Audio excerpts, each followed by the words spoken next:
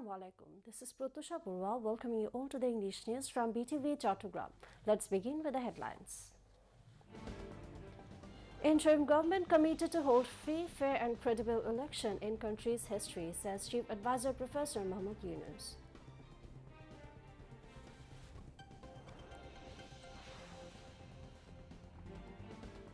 Countrymen long deprived of voting rights during fallen Awam League regime, comments Chief Advisor Professor Muhammad Yunus.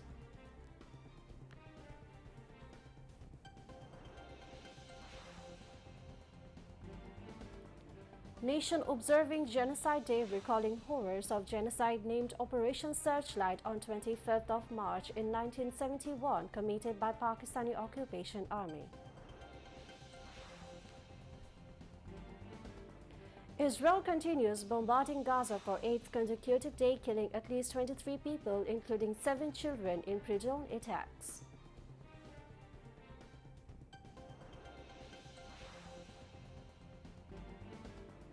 And Bangladesh national football team facing India in AFC Asian Cup qualifiers in Meghalaya of India.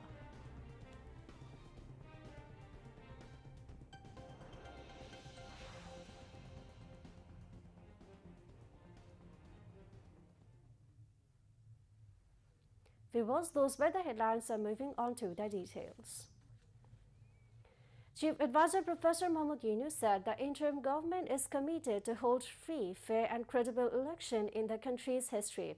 He said this while addressing the nation this evening to convey greetings on the occasion of the Independence Day and the Holy Eid al-Fitr. The Election Commission has started taking all-out preparations, the Chief Advisor said, and hoped that the political army parties will begin preparations with great enthusiasm to join the next polls. In his speech broadcasted live by state-run Bangladesh television BTV and Bangladesh Betar, he reiterated that the polls would be held sometime between December this year and June next year. Professor Yunus said the National Consensus Commission has already started its work, while letters have been sent to 38 political parties with 166 recommendations and full reports from 6 reform commissions constituted earlier by the interim government. Meanwhile, he said the government has already started talks with the political parties over reform, and the political parties have responded very positively to the reform works and are expressing their opinions. The political parties are providing their opinions on reform proposals, he said, adding that it is a matter of happiness for the nation that each political party is giving its opinion in favor of the reform. The July Charter will be prepared on the basis of the issues of the political parties would agree on, he added. Chief Advisor Professor Muhammad Yunus conferred the Independence Award 2025 on 7 luminary individuals in recognition of their glorious and outstanding contributions to the national level. Family members of the awardees received the prestigious award from the Chief Advisor at Osmani Memorial Auditorium in the capital today. Chief Advisor Professor Muhammad Yunus stressed the need for introducing rules to award distinguished persons during their lifetimes. He said the nation is proud today, but it is very painful that these people were not given the recognition when they were alive. Dr. Yunus said the people of the country are delighted to honor them with this award despite it being late. The Chief Advisor said the countrymen were long deprived of their voting rights during the fallen Awam League regime. Professor Muhammad Yunus said fascism was formed in the country through a reign of corruption, looting and enforced disappearances and killings.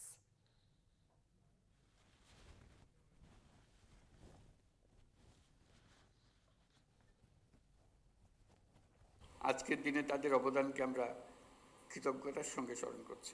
দেরিতে হলেও তাদেরকে এই স্বীকৃতি ও সম্মান প্রদান করতে পেরে আমরা সবাই আনন্দিত, দেশের সবাই আনন্দিত।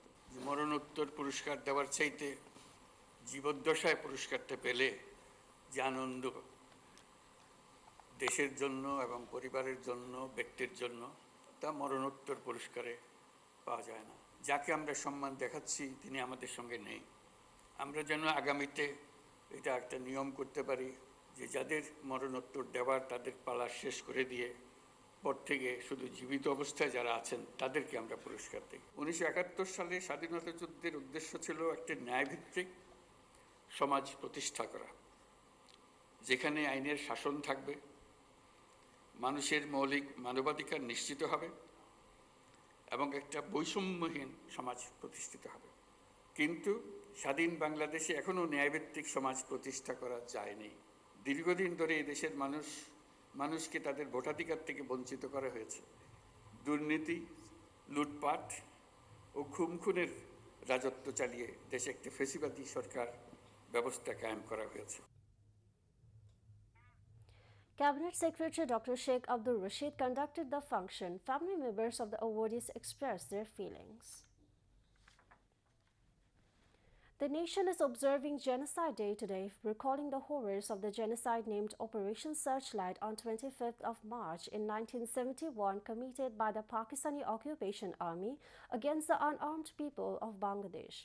Marking the day, Chief Advisor Professor Dr. Muhammad Yunus in a message said that the interim government aims to move forward by upholding the spirit of the Great Liberation War and the July Uprising in order to establish the rule of law in the country. On 25th of March midnight in 1971, the Pakistani military launched Operation Searchlight, unleashing one of the most brutal massacres in the history, killing thousands of innocent unarmed Bengalis. This operation was a calculated attempt to crush the Bengali nationalist movement that had been gaining momentum in March that year and the preceding months. The Pakistani forces had pre-planned for mass killings and barbaric attacks on unarmed civilians in Dhaka and other regions. From the morning of 25th of March, the atmosphere in East Pakistan was tense. That morning, Zulfikar Ali Bhutto and President Yahya Khan held a secret meeting deciding to suppress the people of this region through military force. By the afternoon, helicopters began patrolling the skies over East Pakistan, keeping a close watch on Bengali military officers and soldiers. In the evening, without any formal announcement, President Yahya Khan fled from Dhaka. At 10 p.m., under the command of Major General Farman Ali, the invading army spread across the city, engaging in one of the history's most gruesome massacres. They attacked Pilkhana, Rajarbagh police lines, Dhaka University, and Old Dhaka simultaneously. On that night, over 10,000 innocent people were killed in Dhaka. Mass killings took place in several other cities as well. Sheikh Mujibur Rahman was arrested, and the global media stationed in Dhaka reported the horrific genocide to the world. After 9 months of a bloody and armed struggle, Bangladesh finally emerged an independent and sovereign nation. Since 2017, 25th of March has been officially observed as National Genocide Day in Bangladesh. However, every 54 years after independence, the exact number of martyrs from Operation Searchlight remains unknown. The atrocities of the Pakistani army, mass killings, and brutal sexual violence have not yet received international recognition. Bangladesh has not been able to fully present the horrors of that night to the world.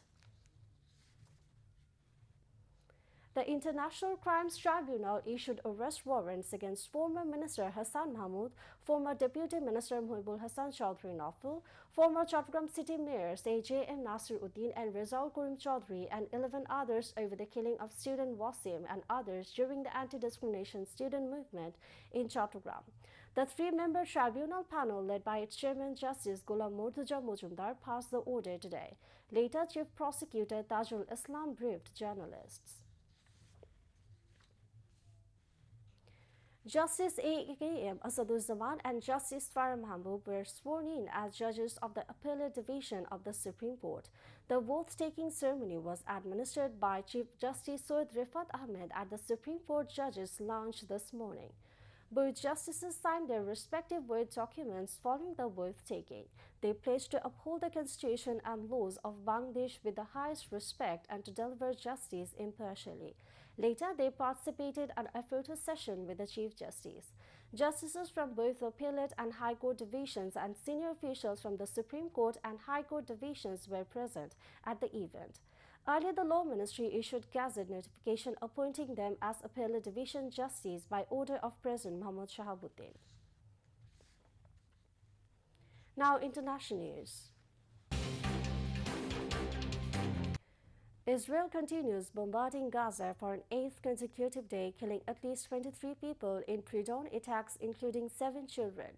UK-based international non-governmental organization Save the Children said more than 270 children have been killed in a week since Israel resumed attacking Gaza, marking some of the deadliest days for children since the war began.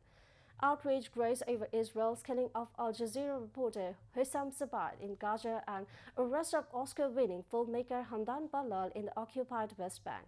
Gaza's health ministry said at least 50,144 Palestinians are confirmed dead and 113,704 wounded in Israel's war on Gaza.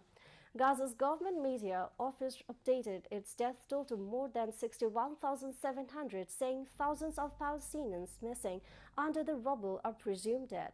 The United Nations has announced that it will be reducing the size of its international team on the ground in Gaza after renewed attacks on the Palestinian territory by Israeli forces killed hundreds of civilians, including UN personnel.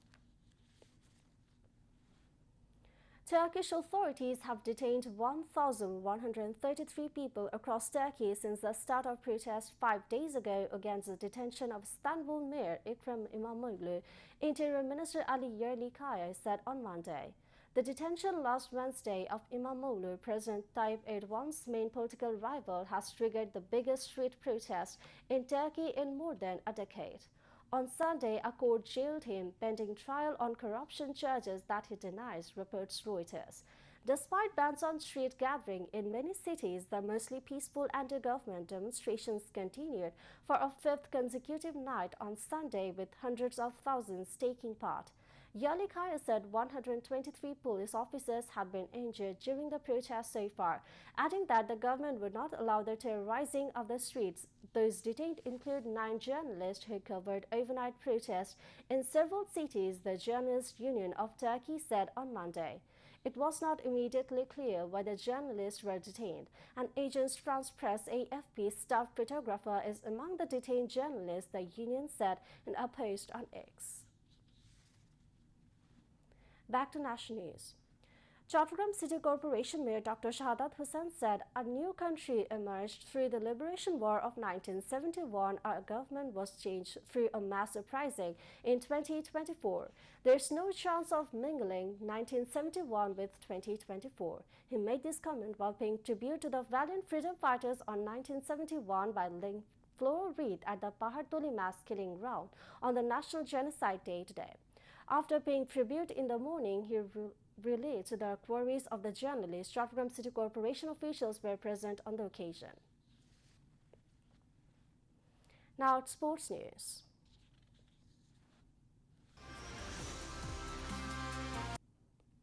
Football. The Bangladesh national football team is facing India in the AFC Asian Cup qualifiers in Meghalaya of India. Hamza Chaudhry, who played in the English Premier League, made his debut wearing the jersey of the Bangladesh team with this match at the Jawaharlal Nehru Stadium in Shillong this evening. Bangladesh arrived in Shillong on March 20 to play the match. The first meeting in the history of football between India and Bangladesh took part on December 14, 1978 at the Asian Games.